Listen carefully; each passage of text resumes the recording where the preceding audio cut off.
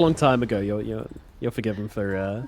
Maybe maybe that lane can be the spicy one, where we might see some things happen with the bad Radadoom, because they have the potential to actually kill, I think. I'm just humble. Yeah, make some upsets happening. As good luck, have fun's come out across the board. Of course, no real bad blood between these two teams. Maybe a bit of spice with Dyrachyo and Gaimin playing against his old team, of course, but that's just par for the course in Dota and Esports. That's how it goes. Got a couple of DCs as people reconnect. Of course, Tundra did just play. Well, both these guys played a series just before this one, so hot off the presses, ready to go, and hopefully all warmed up, ready for another series. Yeah, long day into the night. Long day for all of us, not just the players. Yeah, we've been going a while. Production as well, been hanging around a while. It's gonna be a full day for us, so yeah, strap in.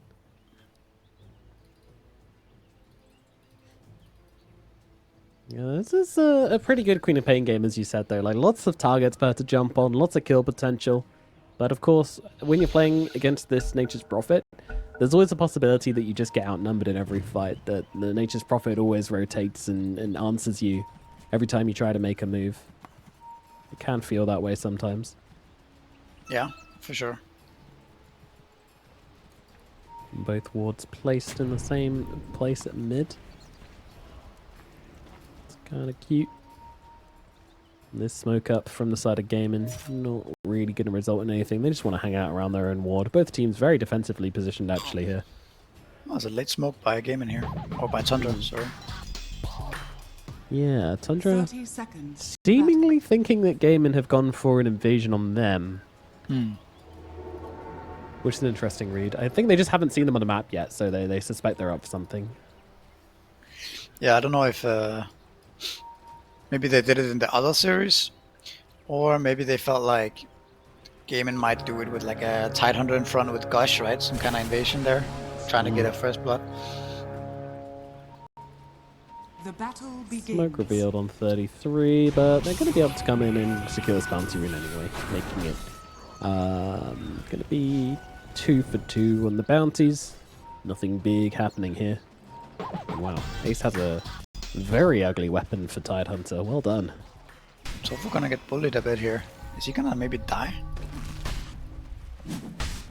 Tofu, yeah, he's not looking too hot, is he? Body blocked by this darn Sadir Mind Stealer, stealing his mind and wasting his time, but it's actually Dyrachyo who's got to TP back and try and get back to this lane, which Ace has blocked beautifully, to be fair. He's really brought that one back. Saw they were bullying his hoodwink and just decided, yep, alright, let's get himself a nice start to this lane.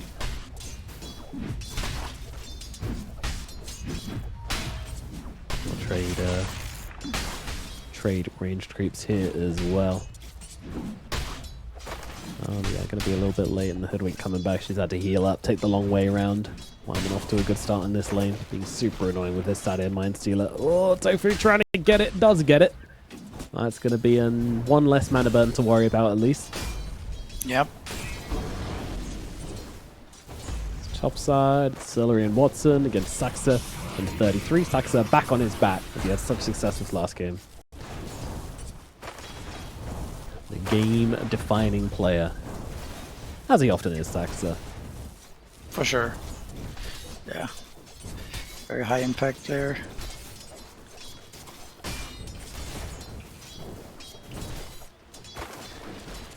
His stand-in TI run was definitely very memorable this year.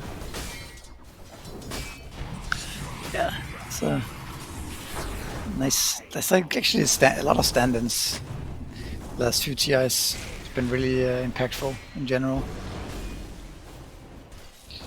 Yeah, it's a little bit scary for the consistent players when someone can come in and have so much impact. It always makes you wonder, you know, what is that secret sauce which allows teams to do well? As bottom side, Tofu getting ran down. Dyrachyo trying to finish the job here. The right click comes through from Whitemon, and that'll be a first blood going the way of Tundra.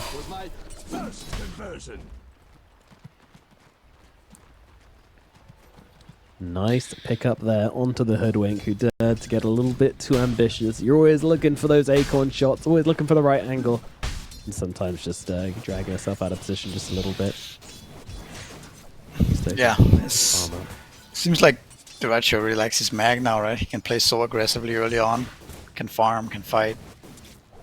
He's like very flexible hero for him. Yeah, for sure. He can do what he wants. Definitely suits his play style. Something which I'm hoping to see him play more of.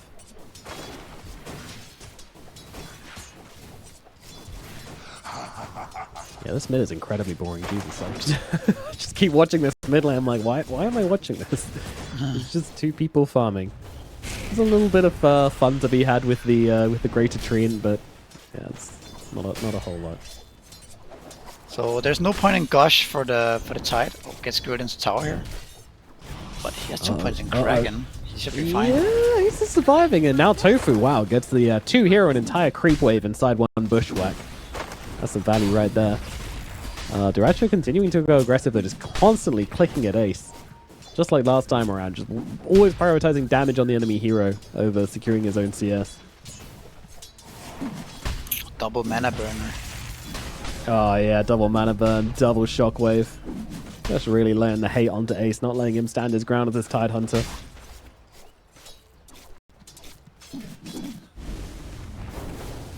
Actually feels like this level 1 shenanigans that happened to Tofu has really impacted this lane. Oh. Yeah, they're looking to run down Watson here. Weird how they're on different targets. Saxon's got 6 stacks onto Watson here. He's just pecking and pecking away at him. There's a blood grenade coming out. Watson is just dead. That's He's so painful. just dead. Wow. Celery's trying to cosplay the same thing. He's like, yeah, I'm Batrider too. I can stack up poisons, but ultimately he's just going to end up dead as well. This is a good opportunity to learn. Saxon will be absolutely fine. This shadow poison. He should be fine. Yeah. Always a little scary when you hover over the number and it's bigger than his health pool, but magically it's doing its job.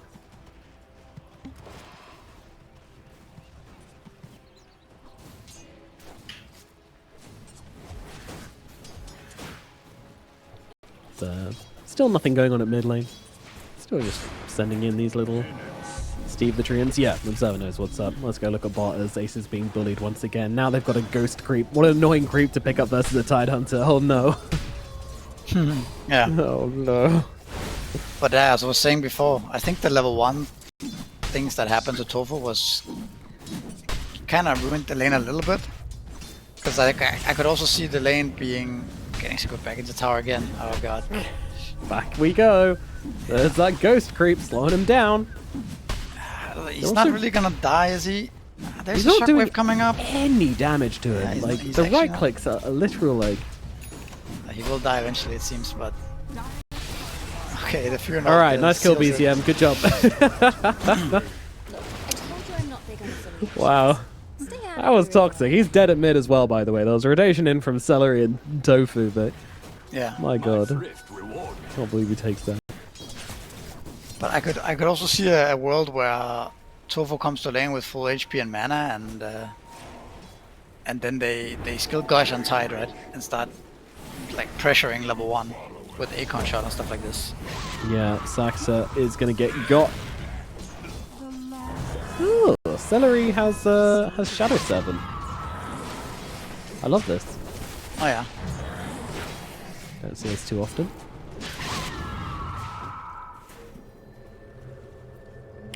It's just a pretty fun facet. I won't lie to you. I can't see why there's a particularly good reason to pick it up this game. In fact, I would even say it looks kind of bad this game. There's no big agi core to take advantage of, but it's just neat. Dire's middle tower is under attack. Dire Yeah, I don't are know. scanning. The other one makes your disseminate stronger, right? I believe Is it? so. Yeah. Yeah, I don't know.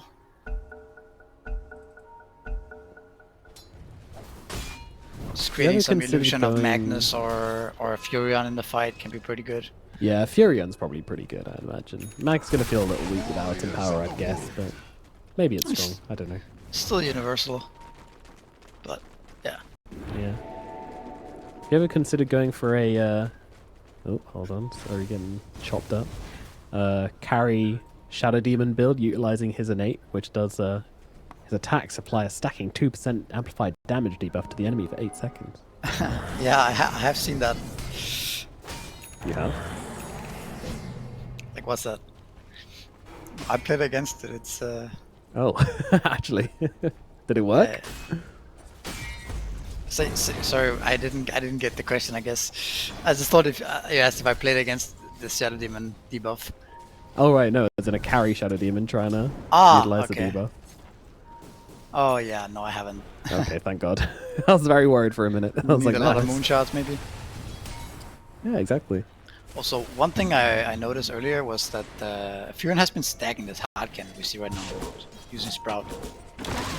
Yeah, and they're trying to take it, but PZM. Oh, in comes the Conqueror with the help of Chen. Quinn just trying to take a couple and then leave, but immediately gets caught by Saxa, so has to TP out in his face. Good reactions though from Quinn there.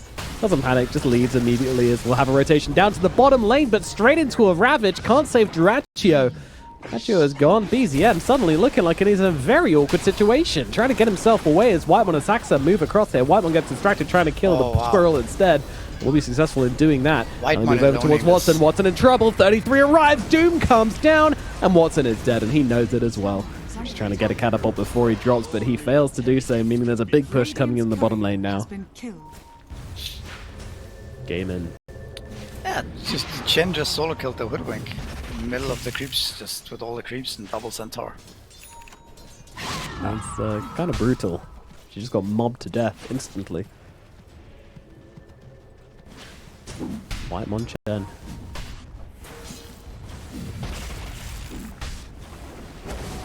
Mid lane, Saxa looking for a target, won't find a target.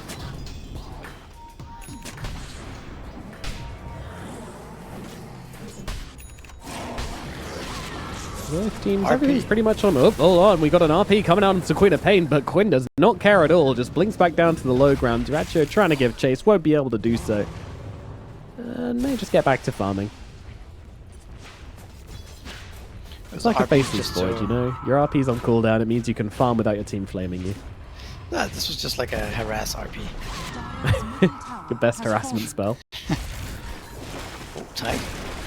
Yeah, they're trying to get the, oh, they actually get him with the skewer across, but it's actually really awkward for 33, who's now super far away from this fight, and Ace is going for the TP out. Oh, he's not going to make it. That's really painful, the TP out there. Yeah, I thought he was going to make it as well. Same so close. They tried to go on Saxa top, it didn't work out either. It might still work, actually. Hold on. Let's see. Tofu and Celery, do they have the power? They do. Running out of mana a little bit here, but they will be able to bring down Saxa. Now, what is the cost? So far, free. Quap is here too, look at the stack. There's a big stack of Celery running away from this Warpine Raider, which is giving chase. Run, get out of there, Celery. Oh, he gets cleaved to death. Duraccio brings him down. Tofu's not exactly healthy either. This Warpine Raider continues on his killing spree at the moment. Tofu. Oh my god, Whitemon as well. Shockwave's gonna miss. Whitemon dies. There's action everywhere. Yeah, there really is. Quinn's still fighting it up with Saxa, by the way, and needs to leave. He's got the blink away in just 1 second, but he's pinging his teammates desperately on Saxa, saying, guys, there's Quinn over here, but Quinn goes in the right direction, doesn't blink into these heroes, gets himself away. And it looks like that'll be the end of it, so just a big old kerfuffle, really. Everybody taking chunks out of each other. So far, Whitemon's kind of the big winner. He's been getting all these kills. I love how Duraccio... I don't know if I love how he's playing Magnus, but it's just kind of fascinating how he's playing Magnus. He's everywhere at once. Fascinating. Fascinating is a word, isn't it? He's just running around, like, hitting enemy jungle creeps. Oh, okay, bye Quinn. People, debating people with his body. It's like, look at this. Like, how did those 2 kills come to be? It's because Duraccio is in your jungle at minute 11:30 doing random stuff. The enemy carry is in your jungle, RPing your mid laner. It's very confusing. No one quite understands what's going on, and it's working. And I don't understand how it's working either, but it's a fruitless effort to attempt to understand Duraccio, I'd say. That's what I've learned over the past 2 series. You just have to accept that he's good. Well, I mean, most other players from carry position would just literally go farm? from camp to camp non-stop, right? Yep. Just maximize farm. BZM gets ravaged down in the bottom side. Thought he could hide behind a tree, but Ace was wiser. Dire's top tower Gets the kill has with the fallen. hoodwink. With an awkward death. Actually now farming it up at mid. Quinn's also been very, very aggressive with his positioning. Always going in deep. Yeah, Trying to I find mean, targets, and Saxter is going to be that target right now. Whitemon, though, coming in, sees Tofu, his best friend Tofu, and just starts mauling at him once again. BZM brings him down at the same time, though. Saxter will fall now. BZM getting ultied up by the Shadow Demon. That's heavy damage, but at the same time, Whitemon just mobbing the Shadow Demon as well, looking to get yet another support kill, and with all of the help of his jungle friends, he will do it. But BZM is dead in the meantime, as Quinn screams him down. 33 in the neighborhood, doesn't have Doom quite yet, and it looks like Gaimin know it, because they're kind of poking around with him. Durachia, though, he's got RP in just 4 seconds. Does he stay close to Ace that long? I don't think so. Feeling like a little bit of a desperate play down here. So Gaimin back themselves away. Durachia claims the farm, TPs across the map to go and take some triangles. Life is good for carries of both teams, really. yeah, pretty even game now, huh? I mean, it was looking really good for Tundra for a little bit, but it seems to be evening out now. Queen of Pain's game, like you said, is really good. I mean, actually, Network doesn't look that good, but having Dagon up now is gonna be nice. And a DD. Yeah, Dagon and a DD, what more could you ask for? I love how in every single one of these fights as well, Whitemon is just soloing the game and supports. It's so funny. Yeah, surprised how much damage he's dealt this game in the fights. The creeps are no joke. He's just bullying them. Yeah, against Hoodwink and SD, like they're so squishy to these creeps. Dire's middle tower is under attack. Radiant's bottom tower is under attack. Is the Chen facet just like one of those ones which you don't really see much variance in? People just generally go for Satyr? Yeah, I think the thing about it, the The innate creep is that it doesn't. It's not like you get 5 creeps, right? So I was theory crafting going for the wolf in the beginning because I thought, well, then I am always gonna have a wolf. But the thing is, the little wolf is just so bad in lane, right? Yeah. Like, that's so what I think thinking. the only realistic creep in laning phase is that Satyr, right? So all the other options are just bad. Yeah. And I think as the game goes on, you can always create the Satyr, but at some point I think you don't create the Satyr anymore. You just take other creeps. It makes sense. You want the variety as well, so it's kind of just whatever. Yeah. You always got endless jungle camps to find creeps in. As push comes in rather aggressively from Gaimin Gladiators. They've got their cooldowns, they're feeling confident. Ravage is available, 33. I'm a little close here, trying to look for a Doom perhaps. Or just baiting them to go on in. No guys, ignore the tower, look at me, come get me instead. But they are not taking that bait. They'll throw an anchor towards him, which seems to be doing decent work. Damage coming through, all the Doom, it's not going to come out. He tried to throw it, he tried to go for it, didn't land. That's going to put 33 in the grave. Tofu did die around the back lines as well though. Sax was able to find his target, now with the Blink Dagger and a lasso. Pretty early on the Blink for Saxter. Caught the little hoodwink off guard. BZM TPing out, should be alright to do so. It's kind of indecisive by Tundra there a little bit. 33 was kind of just posturing, not really doing much, and they were not really going in, trying to take the fight, so ends up dying for that. But it's also something about their draft, like if they don't have the Bat Rider ready to lasso with Blink, then there's no real easy way to initiate. Speaking of Saxa. Definitely doing love Saxter, yeah, kick it in the teeth. See you later, Saxter. Yeah, there's your illusion. Hell yeah. So there it is is. illusions. Look at it go. Dire are scanning. And it So just it lives lasts- until the Batrider lives, right? Yeah, I think so. Yeah. Pretty good. Oh, I like this a lot. Go do some scouting, go do some Interesting. stacking, go shove some waves. All that good That was stuff. I think that was a kind of peculiar gate usage there. Now you're 5 years bottom. Instead, you could have pushed out top and farmed all these camps in the jungle. Maybe they thought they could find some more picks bottom, but I feel like it would have been a lot more effective to just push top and force rotations to the top lane. Yeah, Gaimin definitely feeling much more kill-oriented this game. And worry about maps or lanes or whatnot. Yeah. Now they have the Doom. The Ice and the Doom here.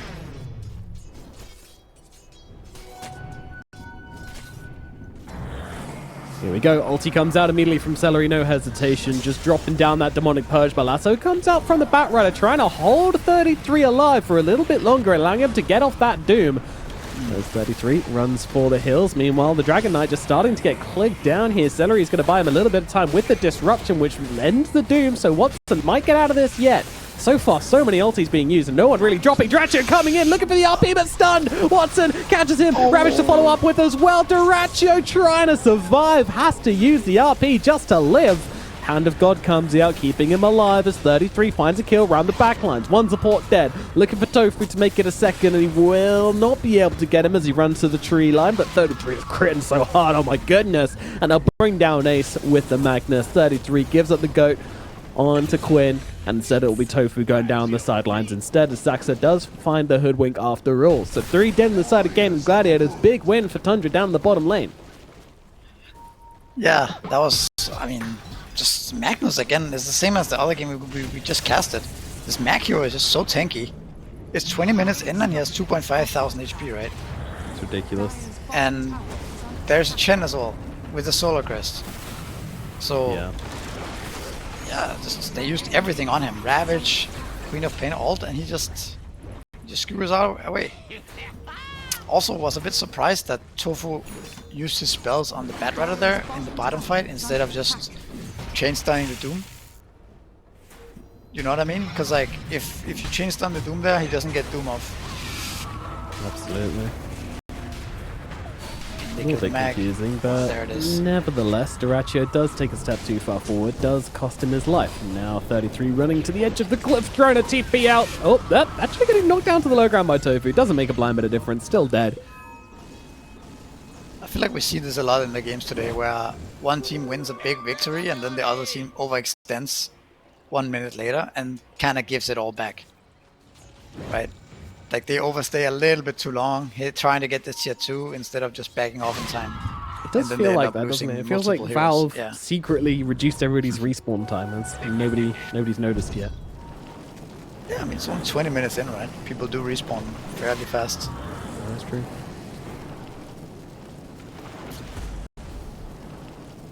They get the Tormentor. Celery got the shard.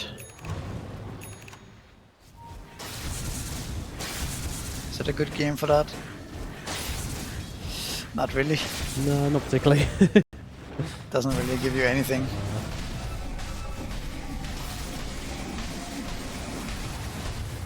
At least the heal is nice. Yeah. On the other side, it will go to Saxa, which, you know, if there was ever a competition for the worst support shard, then Saxa's probably winning that competition right now. Kind of, yeah. But there's also this, you see how it is queued up? There's this trend nowadays with Bat where they start going for treads and more like right-click items, actually. And then if they're untouched in the fight, they deal insane amounts of damage. Oh, really? Yeah. Radiant are scanning. That's kind of funny. Alright, let's see what Saxa's cooking. And you get the free shot, right? Then it's more realistic to get there. Makes sense. Smoke up now from Tundra.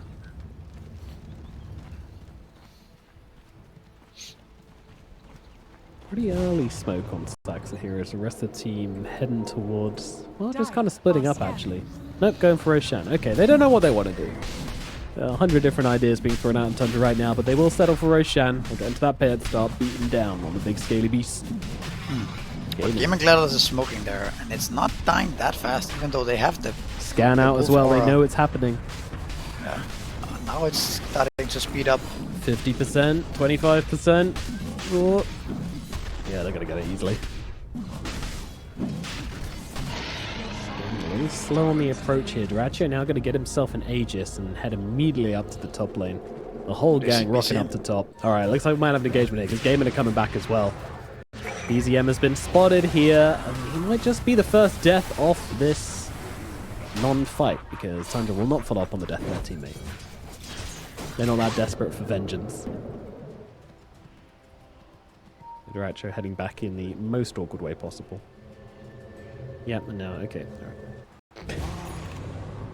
Does Shadow Demon also create illusions of his allies? I don't know. I don't think so. Okay. I'm just looking at this Fury illusion. It seems very underwhelming, right? It's trying its hardest. Later on. Healthy. They don't seem to do much damage, but they seem to be relatively healthy. I mean, it scales, I guess. Yeah, 40% damage. Yeah. Sounds alright.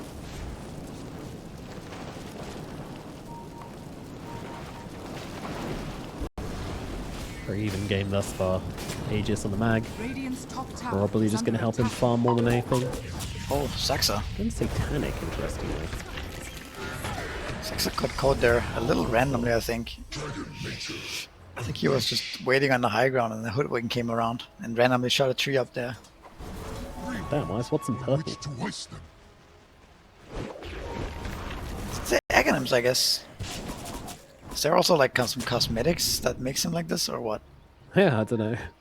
That looks actually kind of nice. Very weird. Not seen a DK look like that before, but yeah, no, he picks up the axe, so gonna get the extra splash damage, the flying. Radiant structures are fortified. Actually, does he still get free flight as he... It doesn't look like it. I think... Oh yeah, he does. Yeah. Going on the cliffs right now. Splash damage.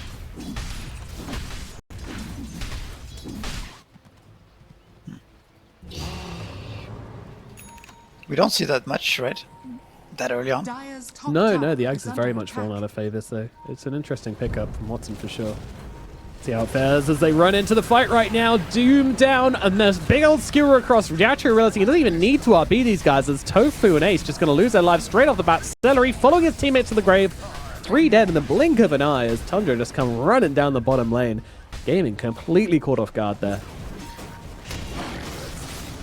Yeah, I was so occupied by the Dragon Knight's acronyms there.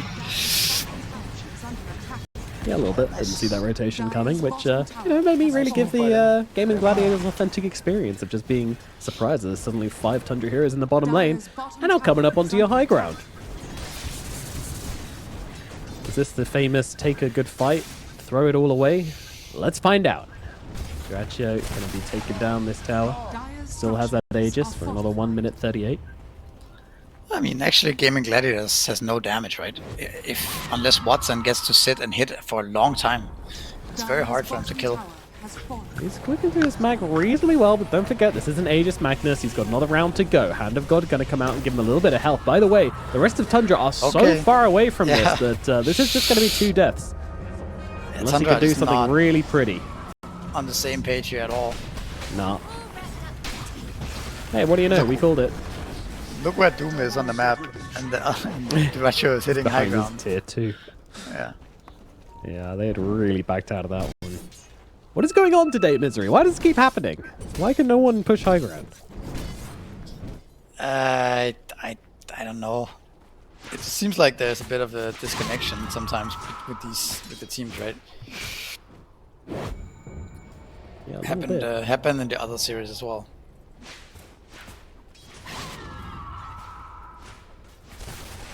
Just the qualifier effect, I guess. But the same thing happened, right? Tundra gets a really nice move, kill 3 heroes. You know, good stuff, and then yeah, that's what I was saying. Then they throw the mag away, right? Yeah, and the Chen. Or was it just Mag? It's Bad Rider. No, Bad Rider and Matt, yeah. Mag, and a Courier. So yeah, game stays completely even again. Forced 50%. They're not on XP apparently. Came in very far ahead on XP. Just 4 levels, but 27 minutes. That's relatively significant. Quinn has his level 18. Sonic Wave level 3. Doing a whole truckload of damage these days. Yeah, strong timing for Gaimin right now.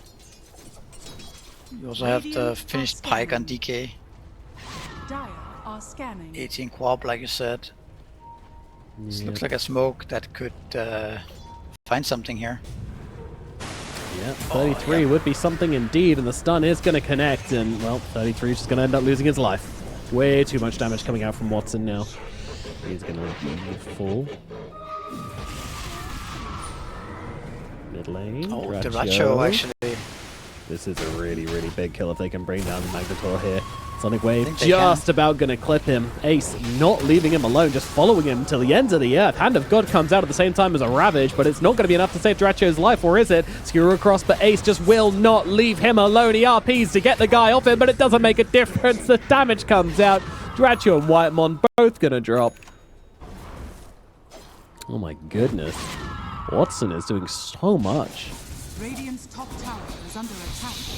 Yeah, very sloppy game, right? I feel like there's so many small mistakes that are making this game very unpredictable. Now it looks like Gaimin Gladiators is gonna take this fairly convincingly. Before we had the Mag hitting high ground, right? Like 2 minutes ago. How it comes back around. Yeah. Gaimin, can you hold on to this slight advantage you have at the moment? Let's see, Tofu going to be seen. Lasso comes out. Very greedy Tofu trying to go for these creeps, and will be punished appropriately. Whitemon baiting beautifully with Saxa. Saxa might pay the price here. Last Dead in the Water's out onto him, so Saxa will be going down. Trying very feebly to kill off that anchor. Not gonna work. Sanjin Yashes really are the item of the day, aren't they? Sanjin Yasha Tidehunter. Yeah, Sanjin Yasha seems to be the flavor of the month. The only way to get status assist. It's cheap. Build up's nice. Yep. Oh. Those creeps need to leave. Alright. Yeah. Watson's still hanging around. It's really silly looking at this DK hiding in the trees as if that massive dragon could be hidden by the trees. Oh my god, the creeps. Get him! Oh my god, it's a massacre! Goodness gracious. Whitemon, all his friends are dead. Quickly, summon a convert. Does it kind of hurt your brain to see the Dragon Knight with 3 Quelling Blade, stick, and Razor in the backpack casually walk by the secret shop? Yeah, no. Without selling the items? It's making my brain itch, that's for sure. Yeah. That's even now, right? But I might need this Quelling Blade. Sell it, please. Just oh god, please. Get. Yay! Oh, yes. Oh, there we go. Yes, that's better. Thank God.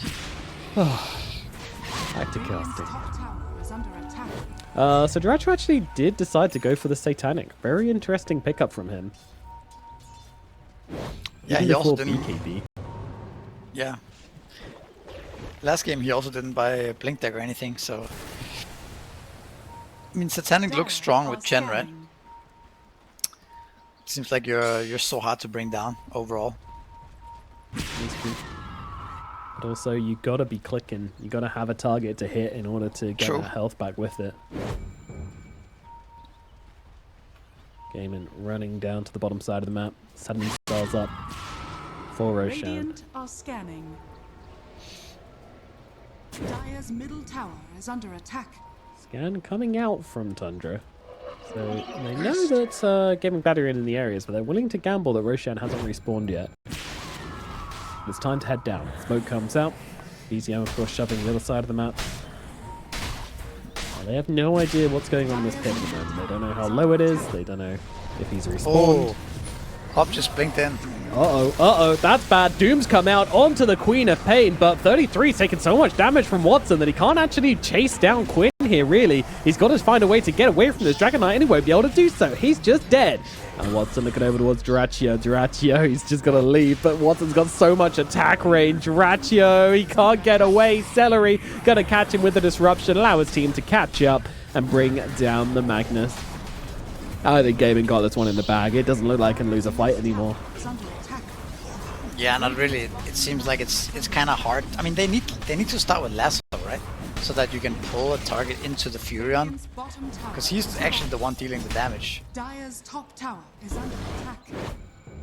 Easier said than done. Yeah, that was definitely like a bit random, right? Like Quinn had idea they were coming, and he just blinked in and got jumped, and then the fight happened from there. But Tundra wasn't actually ready for it either. You can't blame 33 for going for that. Like, of course, you gotta take that chance, right?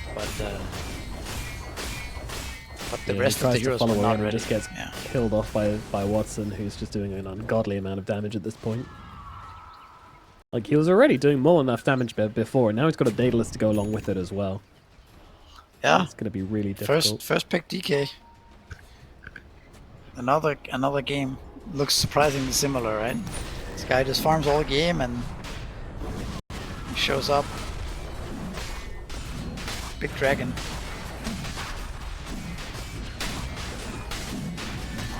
Everybody gangster until Big Dragon comes along. This guy's messing people up. And down goes Roshan, who takes that Aegis. Quinn? Yeah, that's what I was kind of expecting at this point. Not really dropping on the DK anymore. He's full of slots as well, so... Queen of Pain is also hitting some kind of critical mass now. Like, the hero becomes so ridiculous when she gets to this type of net worth.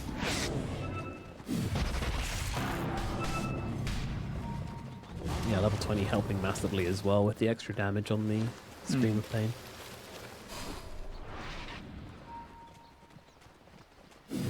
This helps the hero scale.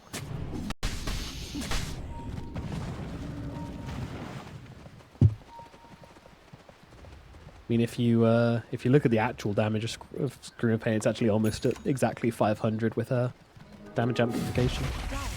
Oh yeah. Yeah, and that happens every Shadow Strike as well. And just constant spam. Yeah, that's very ridiculous. Oh, White Man. Not getting out of this one. Him and his army killed off once again. Watson looks so strong. Why does his Ags look so good? For a long time, I thought his Ags is just completely dead and buried, but I mean, something's making Watson do a hell of a lot of damage, and I'm pretty sure it's the Aghanim Scepter. I mean, it's everything he has, right? He's 6 slotted. It's just, I think what looks good is the fact that he just walks through terrain. Like what is that? You know, he just casually walks over, shoots from the trees, stuff like this. It's impossible to run away from this guy. He also has also the pike with the level 20 talent. Makes him able to shoot from so far away, and everyone he hits are so slowed, so it's really hard to fight back as well. But right now there's no dragon form. Well, does he care? He's just going to go and click Saxa the old-fashioned way. Saxa going to throw down the lasso, dragging both an anchor and a dragon behind him. As they'll go to take this fight. 33 looking up the high ground, but deciding against it. They'll back themselves away. Despite using the BKB on the Doom, they don't see the opportunity to go, so they will get themselves back to safety. Very disciplined here from Tundra.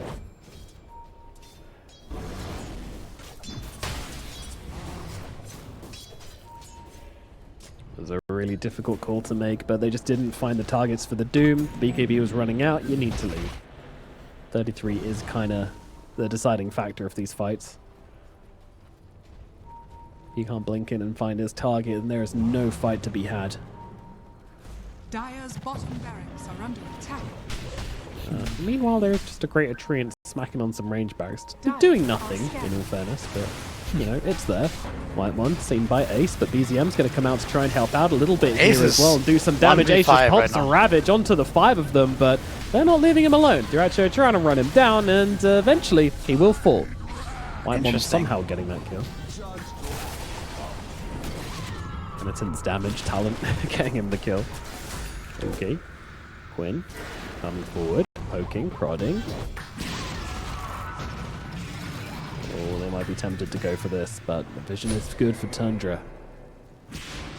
Gotta be careful here for Quinn. There is a lasso available and it's gonna come out and they're just gonna try and date down the Queen of Pain. And they're gonna be able to do exactly that. First life gone. Now what they're gonna do with a second? Run away, Duracho running to the sidelines here. Quinn, BKB, blink away. Doesn't want to force this too heavily.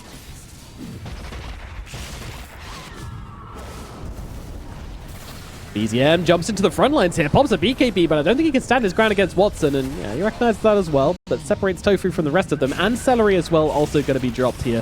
33 has the dust, leaves Saxer and BZM to clean up their mess.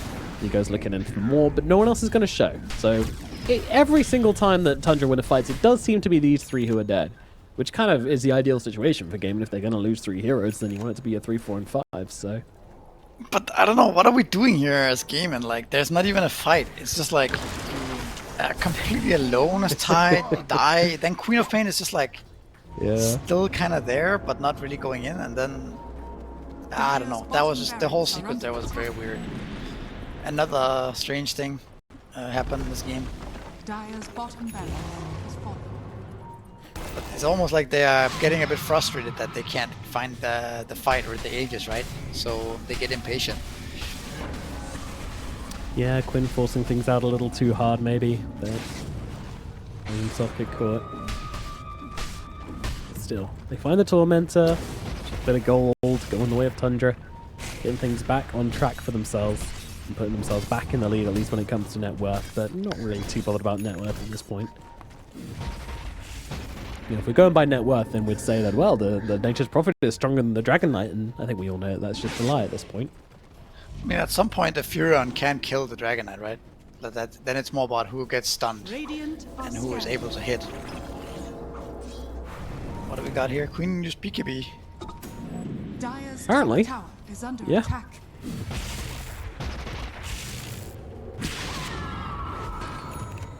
Alright. Not much happens again. I think up on the 40th minute of this game, things are getting kind of weird. There's BZM, BKB, TP out from the low ground, and should just about be able to get out of this one. No bashes or anything like that available on the side of Gaimin Gladiators, so TPing out is always going to be a reasonably good option if you can live through the right click damage. No big crits coming out that time around, so Prophet will be alright. So we're going to hit. What are our big 25 for this game? Well, we've already hit them on Watson. He's, of course, going to go for Dragon Blood, HP, Regeneration, and Armor. I mean, the Furion is big, right? With the giant treant.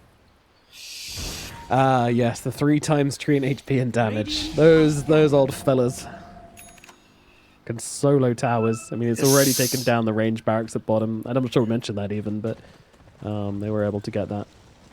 Is remove teleport dead? Yeah. I guess so. If you're needing to teleport more than once every 20 seconds, then yeah, that's I true. don't know what's going on. Maybe you have ADHD, I'm not sure. I mean, it used to be the go-to, right? But I mean, having a tree with those cyber numbers is yeah. I mean, the 3 times damage with the siege affliction is reinforced, I guess they call it now, but that's pretty huge. As the fight breaks out, they've actually managed to find 33. 33 is trying to get himself away and not die so that he can get off the Doom in this fight. Looks over at the DK, thinks about it twice, and then does throw it down. So the Dragon Knight's going to be doomed for this fight. Lasso coming out into as well, but they need the damage. Ratio is trying to get it off here, but he's struggling to just get the clicks going. He's got the Satanic coming on through, but it's not enough. Does fall. BCM gets a kill, tries to TP himself away. Not going to survive. Gone as well. 3 dead on the side of Tundra. They all traded for a Dragon Knight here. It takes a lot to get through that DK. They do manage it, but the cost is heavy. Yeah, for sure. I mean, it does feel like they lack a little bit of damage. If Furin is not ready to be there, then nobody can really kill the DK in time.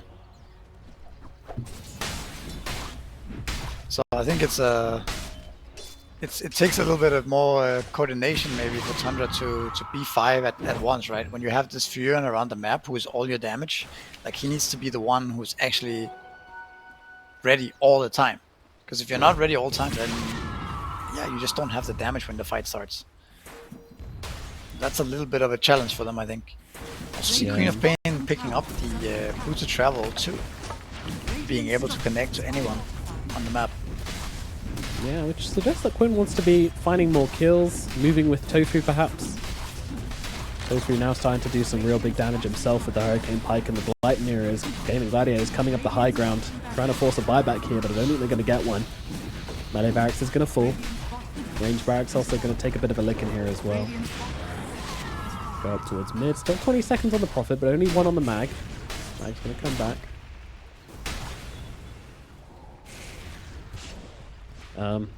Prophet illusion. Okay, this thing's actually crazy tanky. Okay. Well, this thing wasn't bad. Yeah. It's also annoying to play Doom against all the Sentient Yashas, right? It doesn't really feel good to Doom the DK there. It doesn't feel good to Doom the Tide. It's very hard to Doom the Quab. It's a Lincoln Sphere and a... I mean, he's blinking all the time, so...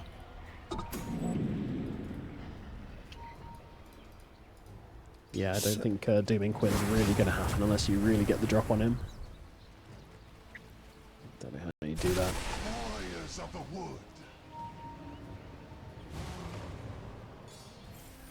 44 minutes in now, and it's been backwards and forwards. I mean, these graphs looking a little crazy.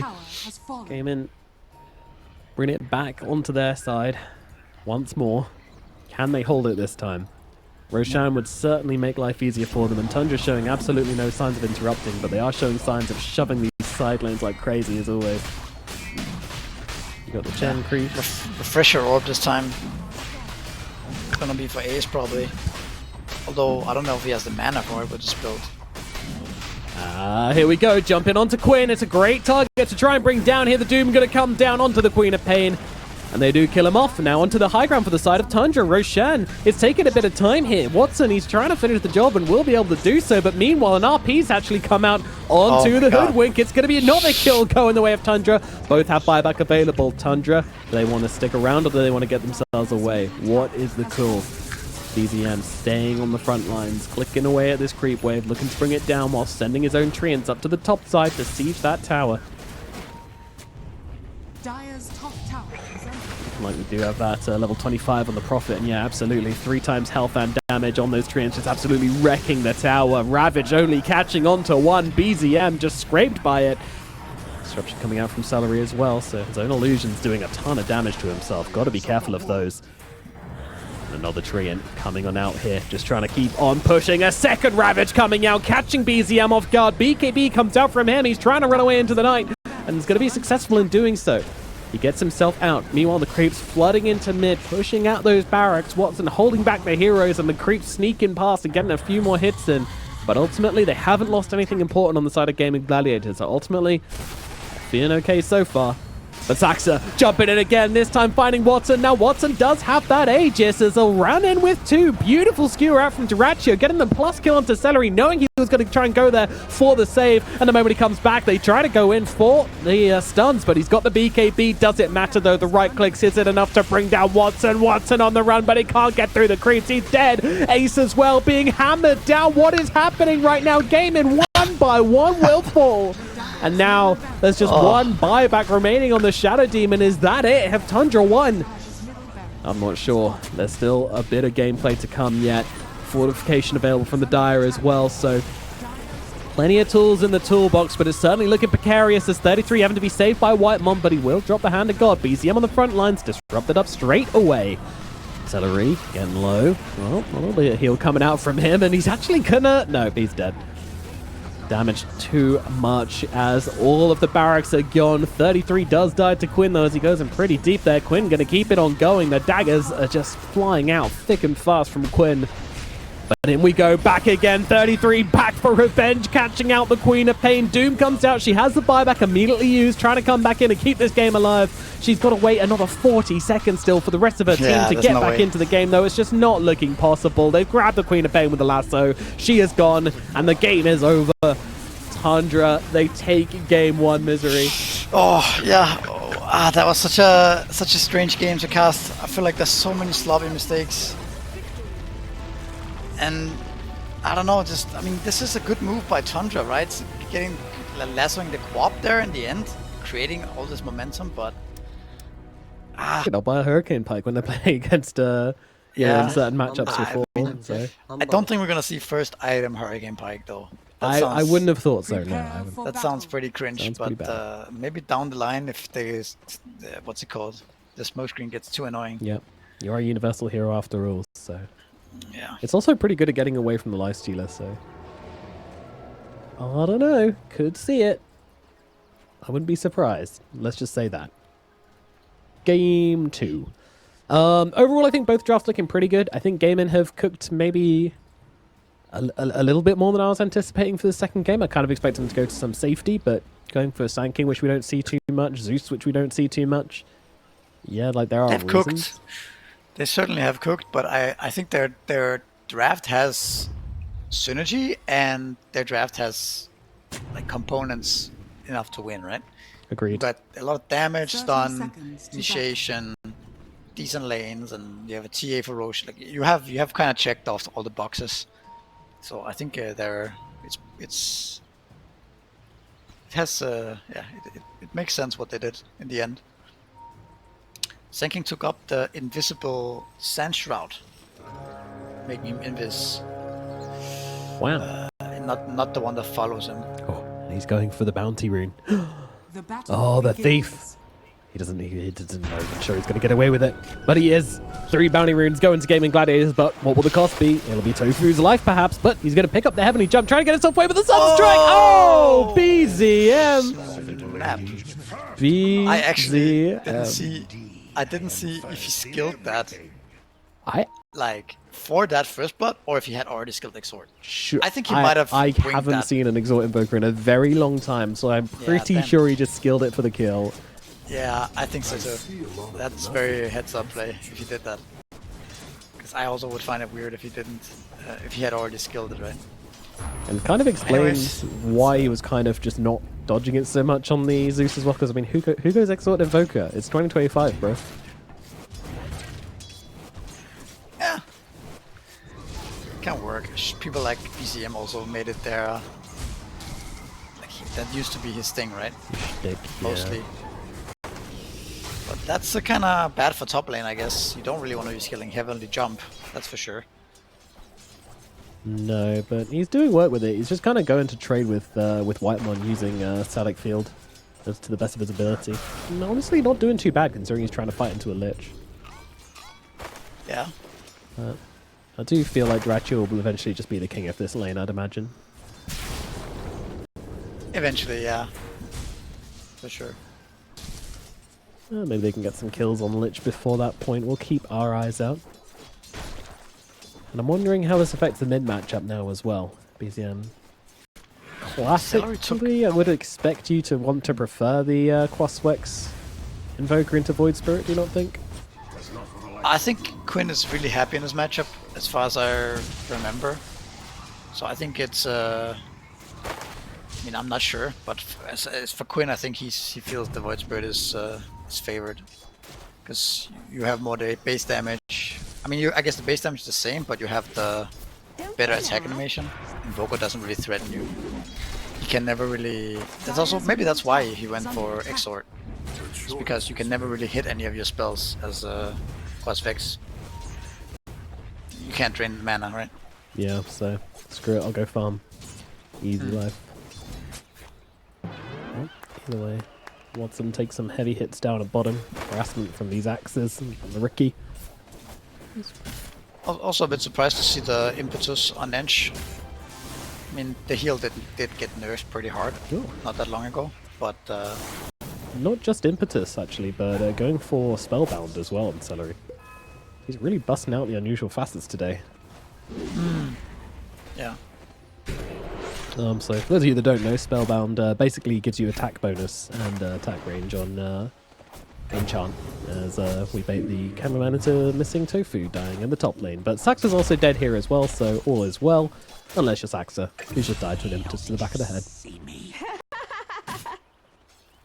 Yeah, his thought process too is probably to be, instead of being this +5 inch that maxes heal and stuff like this, he's gonna max impetus a bit quicker.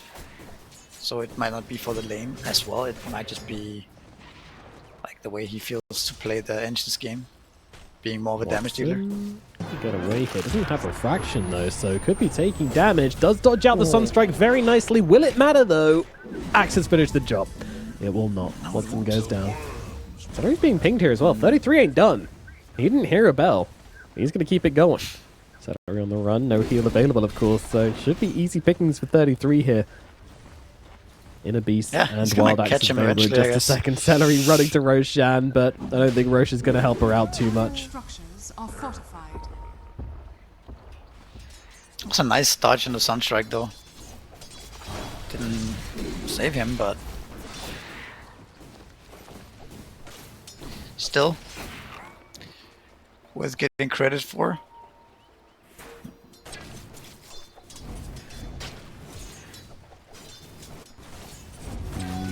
Watson's coming in, throwing a few spells back the way of way of 33 really getting hurts, kinda low, but yeah. Also 33 mixing up his build this game, going for power treads. So he's not gonna do the, I mean, going Helm of the Dominant against Inch doesn't make sense, right? But No, yeah, probably not. just mixing things up as the game depends. Yeah, I think another reason Celery went for this build as well is probably because you're playing with a Templar Assassin in the safe lane. You know that Watson's bound to have quite a lot of freedom, really. Just a pretty independent hero to have in the safe lane. It's not like someone that needs particularly babysitting, so Celery wants to be a bit greedier, go farm some jungle, then it's going to go pretty well. And also, because you're playing against the Ricky, you kind of want to be going for a 4-staff into Hurricane Pike anyway, so why not just embrace it? Yeah, perhaps. Maybe also because he felt like there's not that much of a threat in this lane, that he doesn't need to skill heal level 1. He can maybe lay it into them with impetus. Oh, Nyx actually gonna go down top lane, they fall. Alright, enough damage coming out from Tofu and Ace. I mean, I guess it was, you know, there was always the risk of that happening. I didn't really anticipate it being the Lifestealer cord out. I thought they could score some kills onto Whitemon, but good heads-up plays. Bursting him down before he can get off the rage. Very nicely done.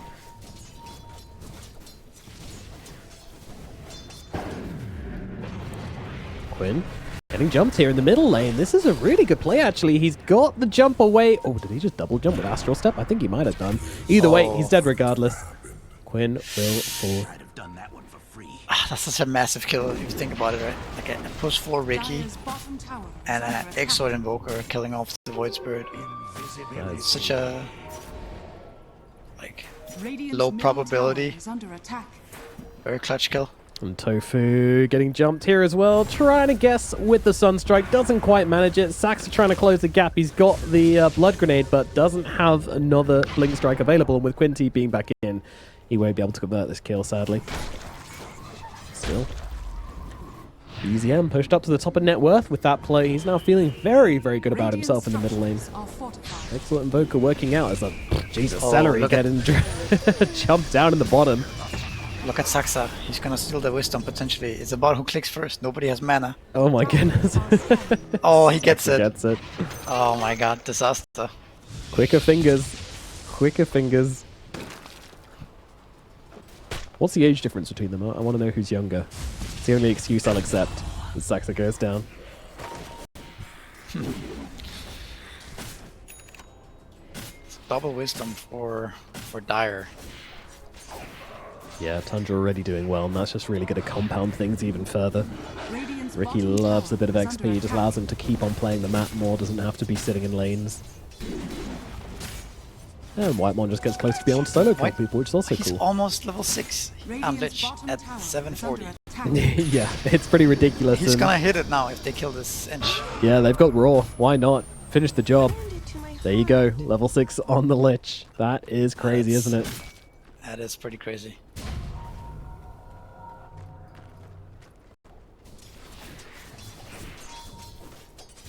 Go on, just chain Frost Quinn in the face. Catch him off guard. They're the same level! What? Whitemon is the same level as Quinn. Yeah.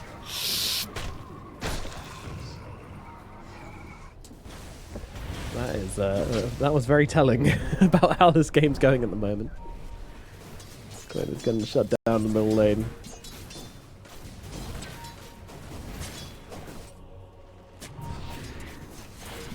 Great start. And BZM, you know, not going for the Midas or like some Urn or anything like that. Still just going back in for the old Witchblade.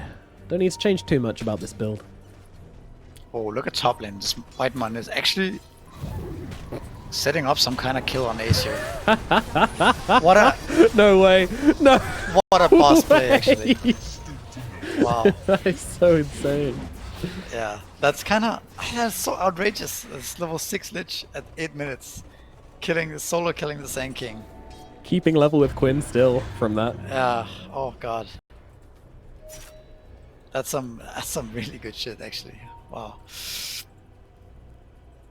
Whitemon is cooking. As I said, you know, these mechanical support players, you put them on Lich and just watch them win the game for you. It's actually criminal how much damage this hero does. Dire's bottom tower is under attack. Yeah, and you can't really do much about the Invoker or the Nags this game. Not particularly. TA getting jumped down to the bottom lane. Saxa taking a ton of damage back in response. He just gets deleted from planet Earth with a lightning bolt and a meld strike. And now Quinn jumping in, trying to find 33. 33 is going to die. He gets out the Raw to Tofu before he falls, but that's not really going to do a whole lot. So he takes a blast, but all is well. Gaimin Gladiators take a successful fight and bring themselves back into the game. And oh, look at that juicy stack. Well, Templar Assassin is very this impressive. moment, this last like 2 minutes describes the series It really does. so well, right? The Lich doing the stop, and then they do this random go bottom, random defense. That's so rushed. You have glyphs still. You have Lich armor. Why not just let them waste their time on this tower and farm the whole map? But anyways, now we're gonna chain feed. Yeah. Is that again? I don't think that's the comms, but maybe not far off. Quinn and Celery running away from 33 alone over in the bridge. What I mean is, most like in a, I don't know, normally these caliber teams would not panic so much about this bottom tier 1, right? 33 would just be farming the stack, and then Lich would armor the tower, and then they would just glyph, and like, meanwhile Invoker would push mid and stuff like this, right? And then you would get a lot more out of the map this way. But then they make this move where Ricky jumps and dies, and it just turns out to be this giant disaster suddenly. Now they're 1k gold behind. It's such a crazy swing. Tracho getting a little bit carried away here, maybe on Ace, although with Whitemon backing him up, maybe not. Ace getting truly sick of this Chain Frost. It's going to kill him off again. This Lich is such a giga chat. Whitemon is just doing it all at the moment. Is down in bottom lane. Watson will kill off 33. A little roar, a whimper. That wasn't a roar, that was a whimper as he goes down. Gaimin Gladiators finding the kill once again. 33's game is kinda destroyed now. They're stealing both his stacks too. Oh god. Yeah, this don't feel great. Exactly what you want to see from your Templar Assassin though. Saxa does take one big creep.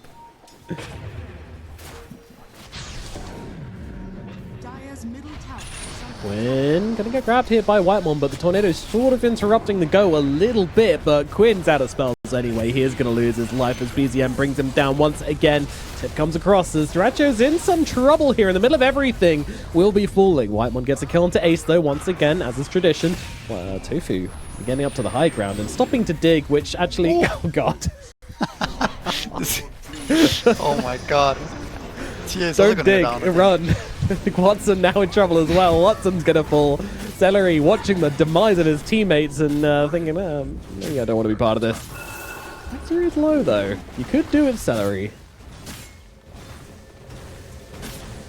Alright, Quinn is back. Can they defend this tower? No. Yes? No. Radiant are scanning. They have Glyph. Maybe they're trying to bait him. Glyph comes out. Celery, uses an enchant just before the spirits spawn.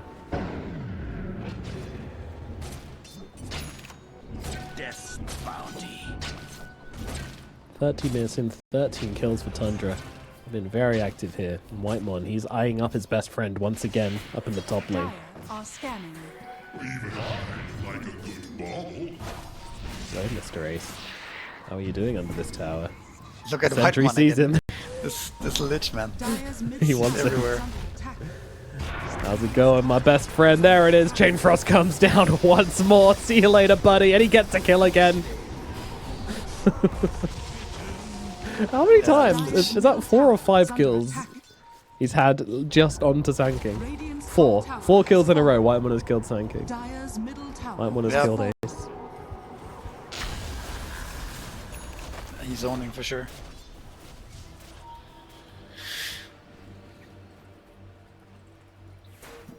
Well, Beastmaster kind of catching up with all this fighting in mid lane and a couple of kills. Radiant's So middle he's tower gonna is have his under Aghanims attack. very soon. Radiant's middle tower has been denied. Oh, by the way, the Quinn is going Manta style like we talked about before, not Aghanims. Yeah, I think that makes sense. If he was really far ahead in the lane, then maybe you go for the Aghanim Scepter, just break the game. Otherwise, this Manta's sort of needed, so you're not just dying to cold snaps and whatnot every fight.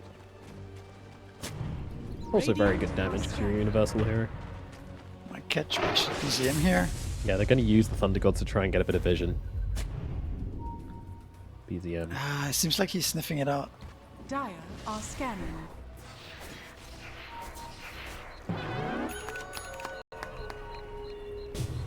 Yeah, good read from BZM. The Thunder Gods comes down, he realizes it's for scouting and probably for him. In the top lane, Tundra. Together is 3, heading into Roshan. That's because Radiant's 33's Alright. picked up this tower is Aghanim under Scepter attack. and does have beast mode, so makes Roshan a little bit easier. Back so. See Watson. Radiant's So bottom just trying to tower is farm up under here. attack. Link Dagger, Dragon Lance going for the Desolator as Roshan will eventually be taken here by Tundra. Sunstrike's going to come in, finish off the job, and get Duraccio that Aegis.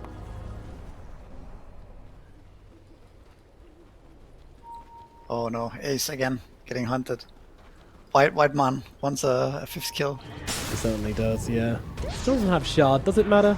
This time around they're hanging there, chiller back a little bit. Bit of an ambitious play to go for.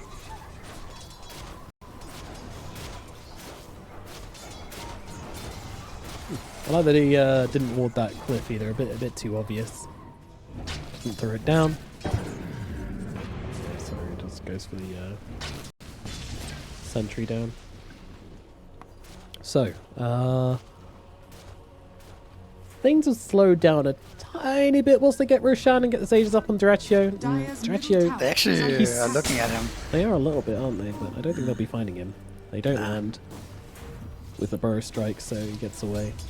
This Ace is a really good has nothing at this point in the opportunity game. He tried to go for the first side of Bloodstone, and he's not a million miles away, but he's pretty poor, so impact is lacking from the off lane at the moment.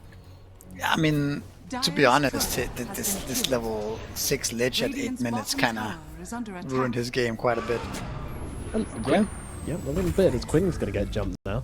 Roar comes out, Quinn goes down. Bottom tower has fallen. Yeah.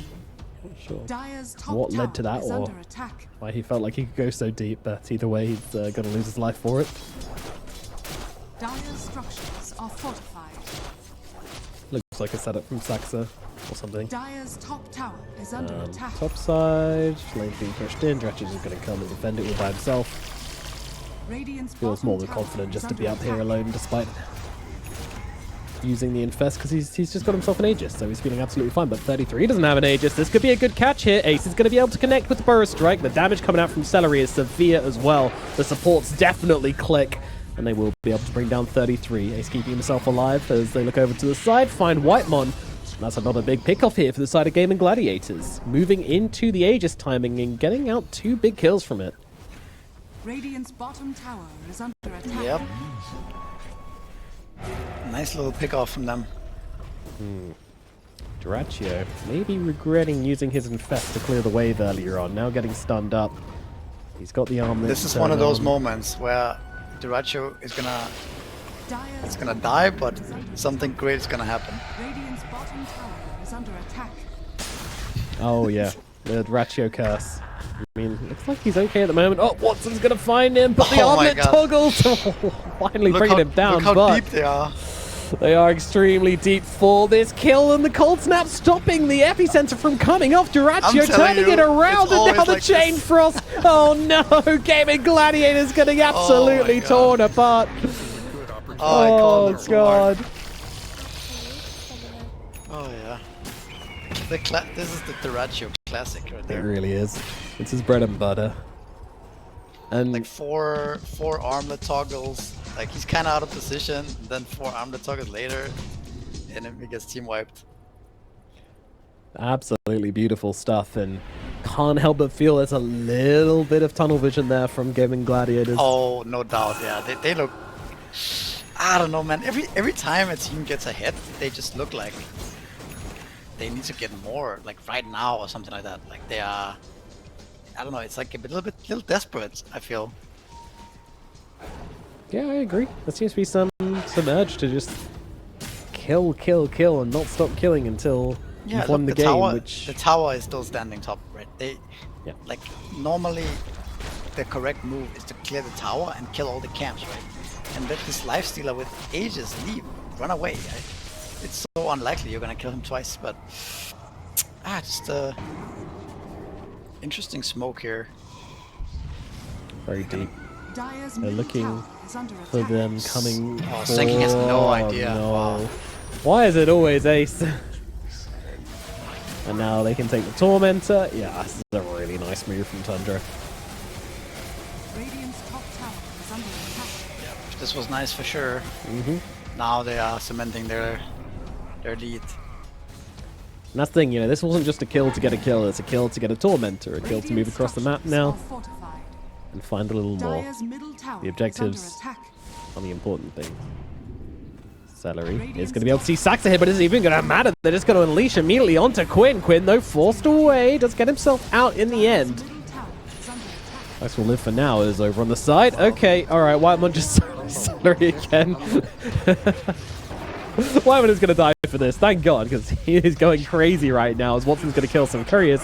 Let's not cleave into the heroes as well. Got to be a little bit careful. Oh my goodness, Quinn is just absolutely eliminated by that Sunstrike. Beautifully done, but they will get Saxa in response. But Tofu thrown up into the air by BZM. The combo is out. The damage is in. It's not enough to finish off the Zeus, though. The Sunstrike was already used to finish off his teammate.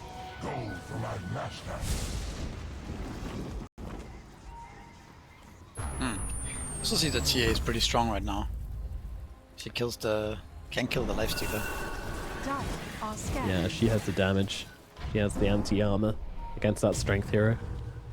Well, But gonna again- feel quite good. The Whitemon has to be the best lich, right? Like he always gets so much out of this hero. Yeah, I kind of feel like he's probably highest damage in the game at the moment. Yeah, very possible.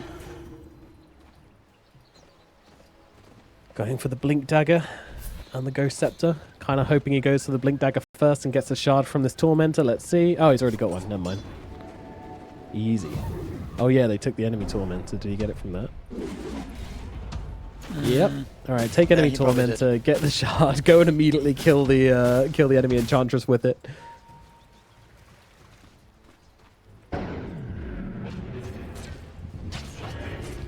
He's also got Philosopher's Stone as well to help him on the way to that Blink Dagger, so even more value. There's also this Ricky hero in this type of scrappy games.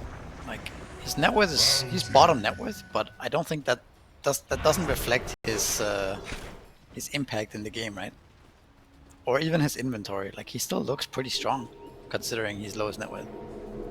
Well, he's been doing work, traveling around the map, finding the kills, setting up. Like his got his diffusal blade as well as the power treads. So. Yeah. Even if he doesn't start farming more, he's definitely going to start doing more in the fights, getting off damage and causing issues for the enemies. Did manage to dodge both shards, sadly, which he will be really bummed about, because that's kind of part of the Ricky strat they've developed here. Last time they did it as well, where they took both Tormentors and got the shard for their Ricky. Tundra posting very aggressively down here.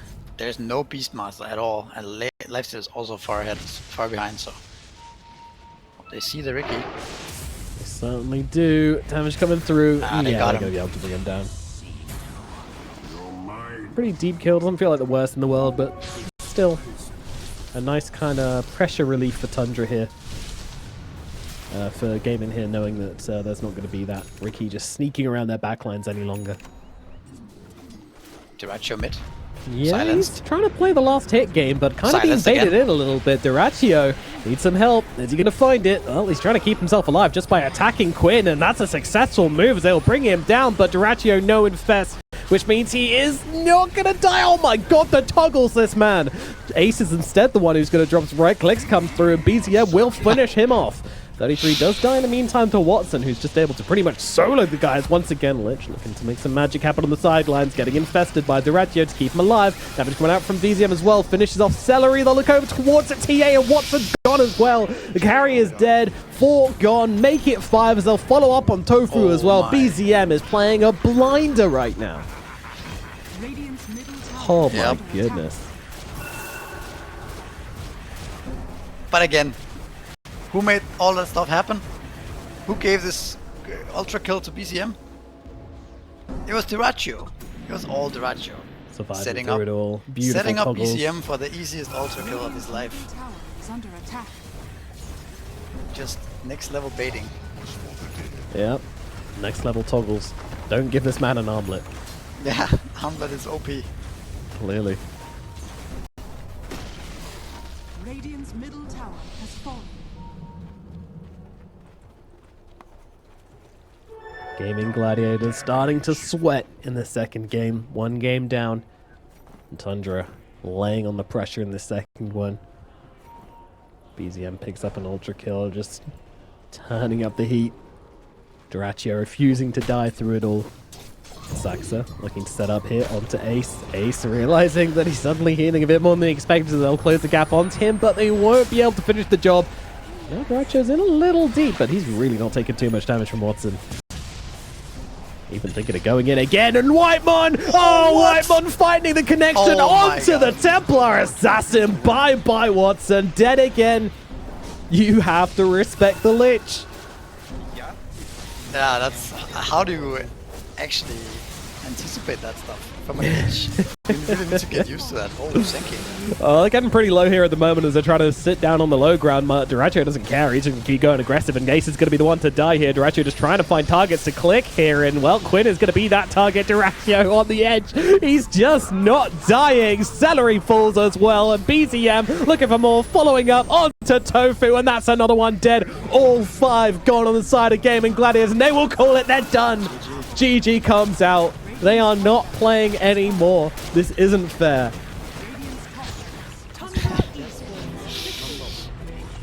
I mean, that was clean. Like, we had been waiting to see a clean game from Tundra all day. The first series didn't have one. The second series didn't have one. But this series